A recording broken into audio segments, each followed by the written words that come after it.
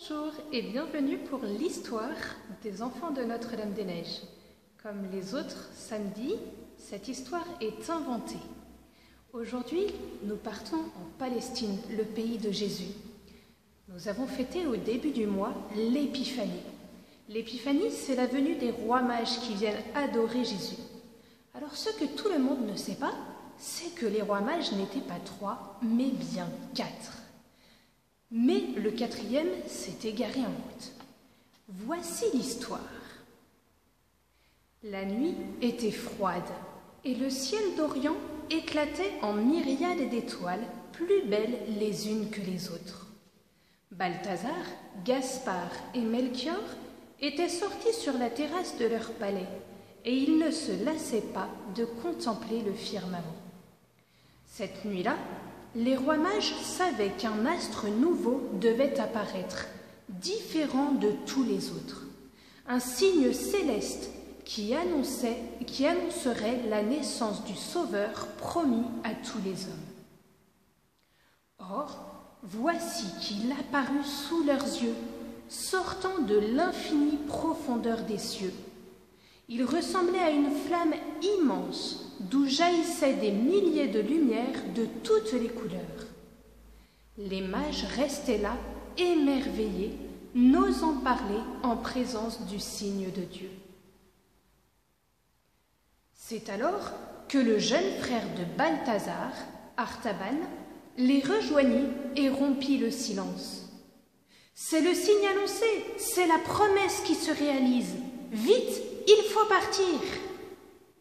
Balthazar, Gaspard et Melchior se préparèrent en toute hâte, et bientôt une magnifique caravane de chameaux, de dromadaires et de chevaux prit le chemin du désert et des montagnes de l'Arabie.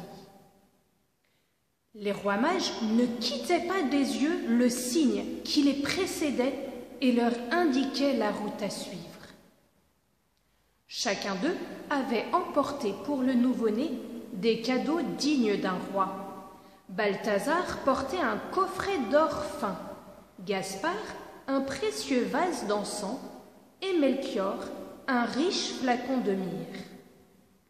Ils avaient déjà fait une demi-journée de marche lorsque le jeune Artaban s'aperçut que dans sa précipitation, il avait oublié ses présents.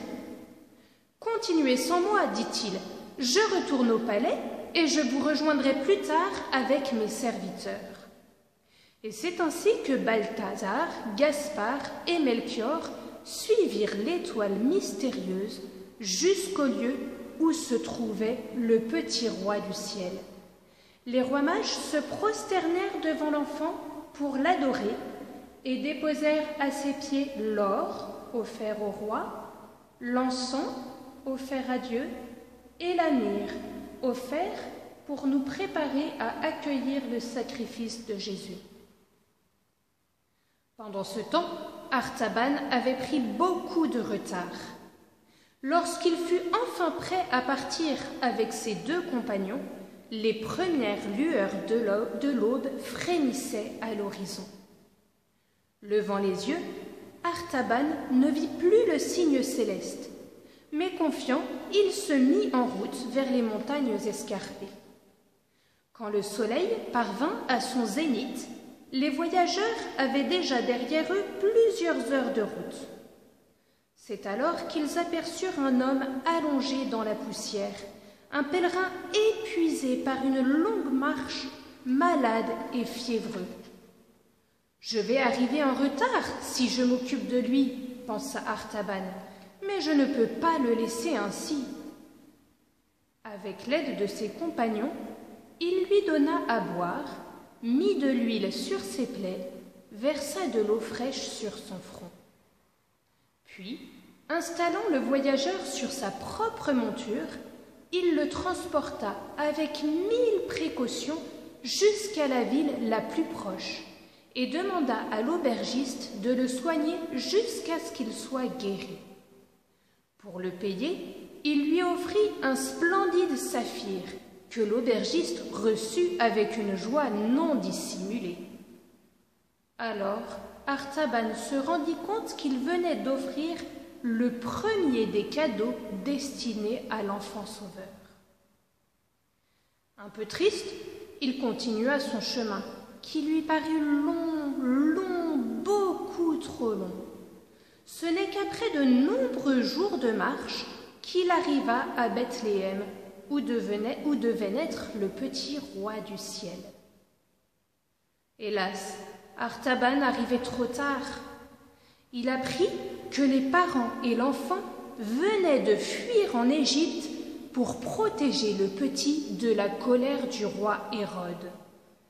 Car, pour être sûr qu'aucun autre roi ne prendrait sa place, cet homme cruel avait décidé de faire assassiner tous les petits-enfants de Bethléem qui avaient moins de 2 ans.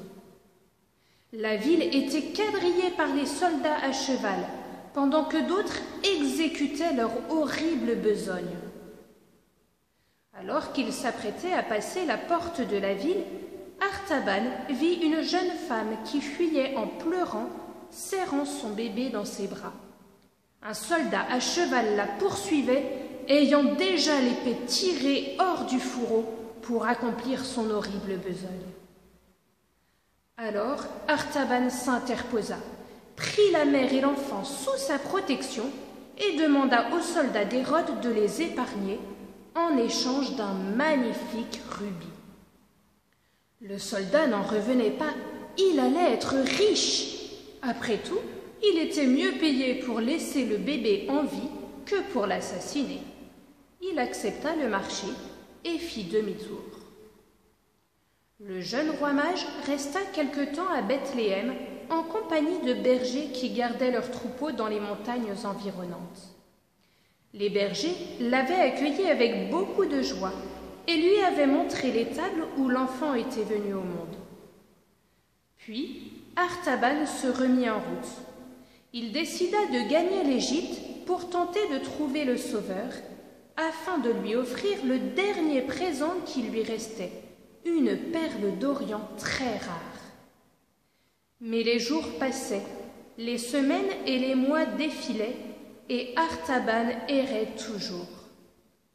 Après avoir passé plusieurs années en Égypte, il reprit le chemin de la Palestine, pensant que peut-être le roi tant cherché était revenu dans son pays. Malheureusement, pour entreprendre ce nouveau voyage, il dut vendre sa pierre précieuse. Arrivé en terre de Palestine, voici qu'il entendit parler d'un grand prophète qui parcourait le pays et enseignait les foules. Certains l'appelaient maître, d'autres rabbi ou encore seigneur. Artaban voulait connaître cet homme. Il se rendit sur la montagne où se rassemblaient tous ceux qui écoutaient son enseignement. Dès qu'il le vit, Artaban sentit les larmes couler sur ses joues. Jamais encore il n'avait entendu de telles paroles. Le maître disait : « Celui qui aura tout quitté, maison, famille, richesse, pour me suivre, celui-là aura en récompense un trésor dans le ciel et la vie éternelle. » Il disait aussi : « Ce que vous avez fait au plus petit d'entre les miens, c'est à moi que vous l'avez fait. » La nuit qui suivit, Artaban fit un rêve qui le remplit de joie et d'espérance. Il vit le maître venir vers lui, accompagné de Balthazar, de Gaspard et de Melchior. Le premier portant un coffret d'or fin, le second un précieux vase d'encens et le troisième un riche flacon de myrrhe. Alors, s'approchant d'Artaban, il le remercia des présents qu'il avait voulu lui offrir le jour de sa naissance. Et en disant cela, il ouvrit ses mains et montra au 4e roi mage un saphir d'un bleu très pur, un rubis d'un rouge éclatant et une perle d'Orient très rare. Cette histoire est inventée, bien sûr, mais elle nous fait connaître que dans notre vie, la recherche de Jésus peut être longue, mais il ne faut jamais désespérer. Jésus voit tout et accueille les petits présents que nous cherchons à lui offrir.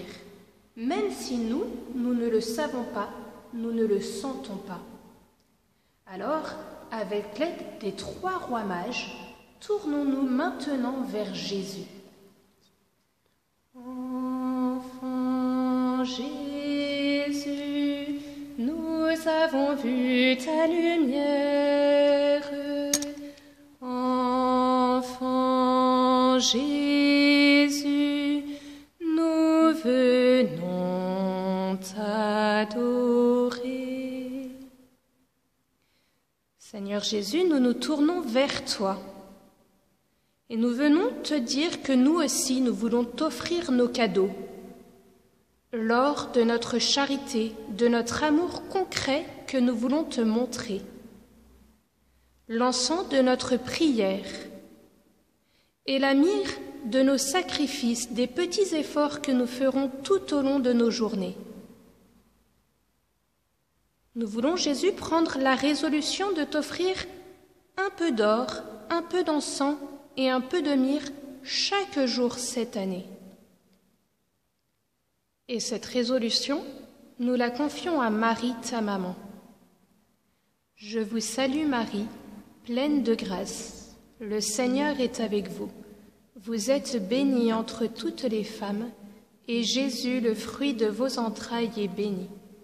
Sainte Marie, Mère de Dieu, priez pour nous pauvres pécheurs, maintenant et à l'heure de notre mort. Amen. Enfant Jésus, nous avons vu ta lumière. Enfant Jésus,